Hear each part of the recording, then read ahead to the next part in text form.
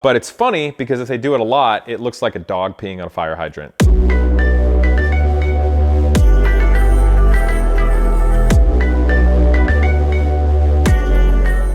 What's up, people? So, radwood is a thing. It's super cool, totally tubular, and rad. Anyway, I want to talk to you guys about my top 4 Volkswagens to collect. They're hard to find nowadays, and they're super cool. And I've had some way back when, and I still think they're cool today. If we can find them, you guys should know about them. Now, Volkswagen back in the 1970s, 1980s, and early 80s had different platforms to their chassis. There was the A1 chassis, which was like the early Sciroccos, the early Golfs, as they were called in Europe, or the Rabbits, or early GTIs, as they are in the United States. And then, of course, the A2 chassis platform came out a little bit later, which was everything from Golfs to Jettas to Corrados, you name it, right? Loads of different engine variants and everything there. And I always really liked Volkswagens from the 80s. They were sturdy cars. They were kind of rugged. They were kind of chic. Of course, it's 80s and neat, and I sort of like that. They've got their own personality, and they're charming. And I'm a big fan of hatchbacks. I think hatchbacks are cool. I think the design is sleeker and more fun. I don't really think Jettas and stuff with trunk is nearly as cool. It just isn't, especially with Volkswagens. So the first car we got to bring up, I just think it's the grandfather and the coolest one is the Rabbit back when, and especially the GTI. It is a small car. It is super cool. Obviously front-wheel drive platform, transverse mounted 4-cylinder engine, 5-speed gear ratio. If you have the GTI, it's close ratio, little peppier cams, things like that. And it is super fun. And back in the day, you'd get magazines. I know I've ranted about this for the internet. You know what I mean? Like Newspeed, Tectonic, stuff like that. And it was great fun. But all the cars I'm going to mention are ones that were fairly inexpensive for a long time because they were just old hatches. And when they weren't too old, and this is being a while, probably in like the 90s and early 2000s, they were still pretty nice. And you can still sometimes find some good ones. But nowadays, it's really hard. And that brings me to a subject before I get into all of them. Don't let freaks drive the prices to the moon because that just ruins it for everybody. If you're going to pay $30,000 for a Volkswagen GTI from the early 80s, just like relax because there's faster, better cars you can get for that amount of money. You know what I mean? Like, let's let these still exist for the young people who care. Just want to say that. But the early Rabbits were super cool. They were little. They had a spunk to them, They were European. They did well. You could drive them in the snow. You could drive them year round. You could put a bunch of people in them. They were tough and you could modify them. And they were just cool. The other one that I liked, that was the A1 platform. And then in the United States, I think after it was the Rabbit and the A2 chassis platform came out, the new generation, they were a little bigger. And then it was called the Golf in the United States, spelled the same way as a sport, Golf. And loads of variations. There were 2-door, there were 4-door, there were different power plants, automatic, manual, all that jazz. But let's stick with the GTIs. The GTIs were the coolest ones. Of course, if you get a 2-door Golf, you can always modify it and do things to it to make it peppier, make it more interesting. You don't have to have a GTI to be really cool. And you might end up paying a huge premium for one. But nowadays, maybe all the old Golfs are just ragged out and trash because nobody cared unless it was a GTI, so you might have to find a GTI. You know what I'm saying? But when you get into the mid to late 80s, there were some bigger changes with the GTI. And the biggest one was you had 8-valve 4-cylinder engines, and then you had the 16-valve 4-cylinder engines. Of course, the 16-valve breathed better, higher RPMs, made some more horsepower, cooler to have, went a little faster. I remember old guys would tell me, you want an 8-valve, not a 16-valve, because if you want to modify it, you only have one camshaft, you want to modify it and do all those things to it. So maybe a little merit there if you're going to build your own engines and go crazy and do things, or if you're going to do forced inductions, maybe 8-valve would be totally fine. But for me, driving it a lot on the street and keeping it nice, 16-valve was really cool, if you find a good one. But 16-valve engines, I think for Volkswagens in the United States came out about 1986, 1987. And you'd find them in GTIs, Golfs, you'd find them in Sciroccos, which I'm going to come to next. But when you start getting into the 1980s with the Golfs and the GTIs, and this is the same thing for the Jettas and whatnot, but I'm not saying Jettas because I don't think they're nearly as good looking as the cars I'm mentioning. The biggest thing that stunk about having cars in the United States in the 80s were DOT regulations, man. Oh gosh, the headlights looked dorky. The side markers were big. I mean, they had bumpers that looked like picnic tables. You could literally just set drinks on them. They were so big. They were so stupid.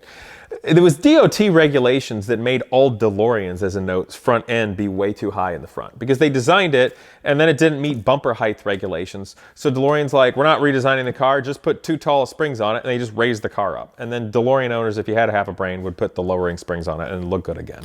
So that's what they did. But poor Volkswagens just got all kinds of beat up in the United States from that. You really want to try to, you know, modify it over to Euro. You can buy the Euro bumpers, you can buy the Euro grills and everything like that. I found the least expensive way to have fun and get that kind of Euro look was I could deal with the side markers. They didn't really bother me. You know, the American headlights really didn't look that bad. They were square. If you really wanted to get the cool European round headlights on your GTI or Jetta or whatnot, go for it, but you might spend a little bit of money on it. So I made do with those headlights, maybe put some CB driving lights on or something like that. But here's my trick for bumpers. Now, I'm going to preface this with saying, yeah, just don't do this, but this is what I did, okay? You could take an American bumper and take out what was on the inside, make a trimmer metal structure if you want it, and then surgically cut the plastic cover to shrink it and tuck it in. So if you're a pretty good craftsman and you were smart about how you did it and precise, you could take an American bumper and shrink it in and make it look pretty good for very little money, if not any at all. So food for thought there. But Volkswagens are cool. The front-wheel drive from the 80s, and they had funky torsion beam rear suspension. They pivoted in the front here, and they sort of like twisted right here, and they had two arms that would torsion, so it almost kind of acts as a sway bar on its own. The other funny thing about Golfs from that time period and Sciroccos and whatnot, if you're really on it hardcore in an autocross, to make them actually rotate and get around corners well, they would lift the inside rear tire going around real tight corners because you actually wanted to get up with sway bars so it would actually want to rotate because they're front wheel drive and whatnot. And when I mean rotate, I mean kind of work it, and it just didn't understeer. But it's funny because if they do it a lot, it looks like a dog peeing on a fire hydrant, like when a Volkswagen goes around a cone in an autocross. But Golfs are pretty neat. You can hold a lot of stuff in them. They sort of look, you know, sporty in their sort of like just utility way. But my favorite Volkswagens from the 80s and 90s are the next ones. And I think the first one is the Scirocco. What up? So there was the first generation Scirocco in the late 70s, early 80s. That one was not my thing. It didn't look sporty. It looked kind of weird 70s little hatchback. But in 1982, I believe, is when they rebodied the Scirocco into the new style, which was really cool looking. Really 80s, looked good. Kind of had that whole DeLorean school folded paper vibe going on with the look. The thing that was funky about the Scirocco, though, all the way through the 80s, it was based on the A1 platform. The same basic platform that was the early Golf in Europe or the Rabbit, or even the first Scirocco, unless I'm mistaken. I could be, so forgive me. But it's the A2 platform, even though it evolved. So the first better looking Sciroccos in the early 80s through I think 1985 were 8-valve, 4-cylinder engines. And then in 86, I believe in the United States, they got the 16-valve engine. I could be wrong, but I think the last year for Sciroccos in the United States was 1988, maybe 89, and I think they sold them for a couple years more in Europe. But those are the coolest Sciroccos in my opinion, those ones from like 86, 7, 88. One, because I like the 16-valve engine, they're faster. Two, the styling update was kind of nice. It got a subtle side skirts on the rocker panel, a little bit of cosmetic fender flares and whatnot, and they really look cool. The biggest ugly thing about Sciroccos was, of course, again, the American bumpers, which you can shave and shrink in, or you can get a Euro bumper, or there's still some maybe mod stuff you can find. But if you can't find any of that stuff and you got a fixer-upper Scirocco or Golf or Jetta, you might be able to modify your own bumpers to shrink them in and make them look really good. So that's my tip there. But I really like the hatchback. The Sciroccos are lower, they're more streamlined. You know, they're a 2+2, so they have good, you know, seats for actual adults and people in the front. Neat bolsters. They were sportier. Had that funky curved shifter that leans back. So you feel sporty, and I felt really sporty as a young man when I had one in college. I really did. It felt European and fast. You know, when you're dreaming of things in the future, my Volkswagen Scirocco was like dreaming of Ferraris and things like that one day. But I really enjoyed it, and they do handle pretty well. They're fun to autocross, and they're a great car. And the seats in the back are worthless. I don't know. You can make a girl sit sideways, and then that's about it. And they have pretty good trunk space, so they make a great car to get around in. And they're funky and they're cool and they're hatchbacks, and they have a cool wing in the back. Of course, the later Scirocco's got a bigger wing, which is kind of neat. The spoiler there. Moving on. The last one I'll come to happened later and was in the United States. It was a little more upscale, a little more luxurious as the Volkswagen sports car was the Corrado. And that was actually a really neat car back then, and even to this day. You know, the sad thing about it and all the cars I'm speaking of, there's very few nice ones left. There's very few of them around. They just got beat up. They weren't worth a whole lot. And, you know, when they're not worth a whole lot, people beat them up. And it doesn't matter how great the thing is, but it doesn't stand the test of time because it goes through that phase of life where people don't appreciate it. You know what I mean? So the Corrados had two big variants in the United States, really. It had the four-cylinder one, which was supercharged. It was called the G60. It was the G-ladder. It was a really funky supercharger we'll get into. And then it had the VR6, which is a six-cylinder motor in the front. You know, they both have their positives and negatives and drawbacks. I'm sure you Volkswagen guys might have something to say there. But, you know, the four-cylinder one was pretty pure back when, that G-ladder. You got to be careful. There's a little timing belt on the supercharger that if it goes bad, apparently the supercharger can internally destroy itself. And it was a funky supercharger that I think evolved from an old water pump or steam pump long ago. But it worked, and Volkswagen made it do its thing. And you could probably change the pulley and make a little more boost. Or you could swap it out for a centrifugal supercharger. And I think guys even took those G60 Corrados and made them turbo too. So that's all really neat. You can do a lot of cool, fun tuning stuff to it. And then, of course, the six-cylinder, or VR6, that came out in the 90s for Volkswagen, if I'm not mistaken, shared like the same block. And the six-cylinders, it wasn't like on a V-bank, or it wasn't horizontally opposed like a Subaru or a like an old Volkswagen Beetle or a Porsche. But it had one crankshaft, and it was a very narrow angle six-cylinder. But it was the same block, and it was machined at funny angles. And the pistons were spaced sort of like this, so they could be really close together. And it was interesting because it was compact and it fit. It made more power. So if you just want a street car and you're not going to be tuning and modding it and everything like that, crazy like that, and you keep it up nice, you know, that might be a good way to go. Of course, with all these Volkswagens, if you're going to have fun, it's got to be stick shift. Automatics just not going to cut the mustard and be fun. So that's my little bit there. The other thing that's kind of neat about the VR6 of Volkswagen at the time, that is what later evolved into being supercars. And that same basic layout of the nature of that V configuration is what came into the W motor that eventually went into, like, I think Volkswagen did a supercar in the 90s. And even like the Bugattis, the Veyron and whatnot, that 16-cylinder is sort of like two double banks. You know what I mean? So if you take that VR6 of the Volkswagen, and let's say it was, you know, 3 times 4 ends up being a 12-cylinder. So if you have 6 cylinders on this side at a narrow angle here, and then 6 cylinders over here at a narrow angle like this, you end up having a 12-cylinder engine that's not real long. So that's kind of cool. And then if you want 4 cylinders over here, you know, if you do the same thing with 4 cylinders on one bank here, and then 4 cylinders over here, 4 times 4 is 16, boom, get it? So that's kind of where that went. I'm not saying it's an absolute direct lineage, but it's kind of similar, and I think that's pretty cool in terms of the lineage. The Corrado was also really nicely styled. It didn't have the super 80s funk, you know what I mean, that the Golfs and the Jettas and especially the Scirocco had, which is neat. I like it. The Scirocco's real sleek, real low. It's kind of my personal favorite. But the Corrado smoothed out. The 90s had a nice effect on it to where it still had the charm and the clean, no BS fashion. But it still had the smart, clean aspect of the 80s.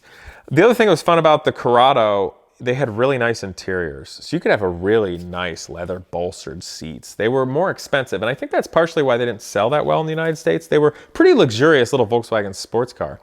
They also had this cool wing in the back that in the European market at 45 miles an hour and over, it would raise up. It's just kind of gimmicky, kind of fun. I don't know, it probably helped gas mileage a little.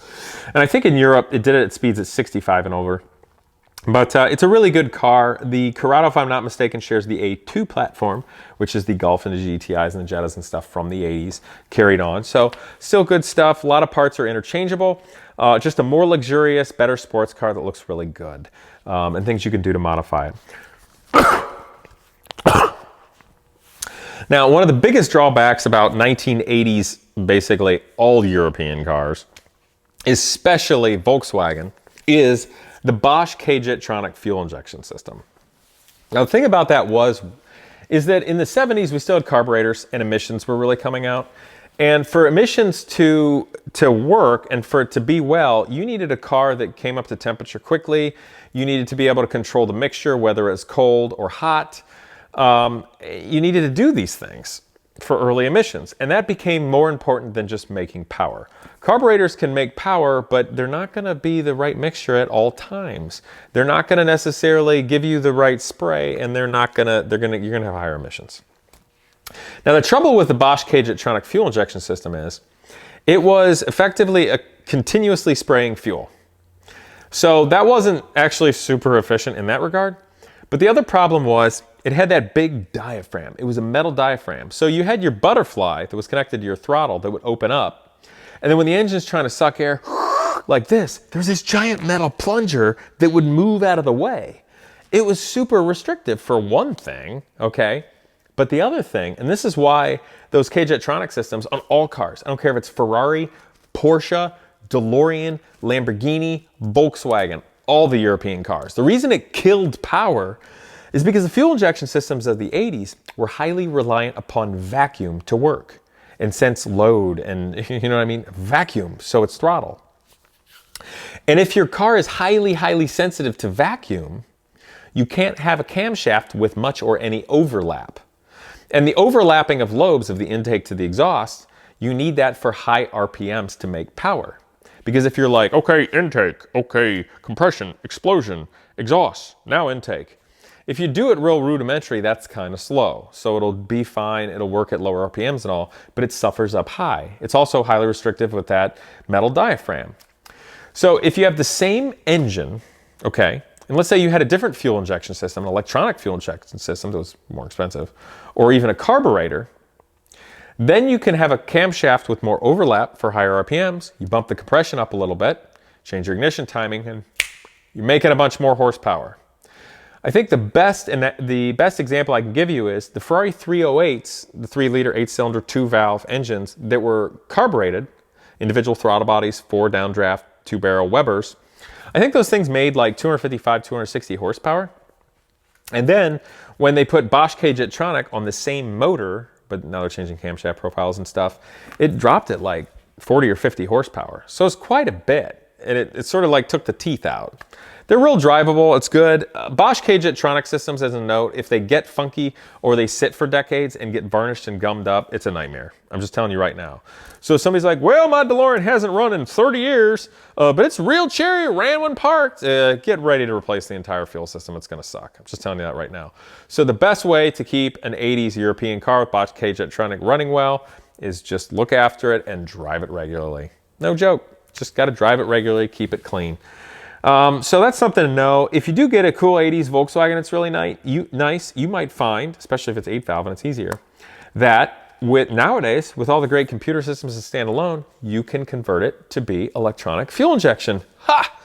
So it's fun because then you get a program with your laptop, but you no longer have something that's super susceptible to vacuum in that same way. So you can change your camshaft. You can bump the compression a little bit. Maybe you deck the head, maybe change your pistons, make a bunch more power, rev it higher.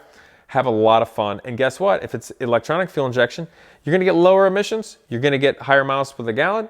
You're going to have a great time.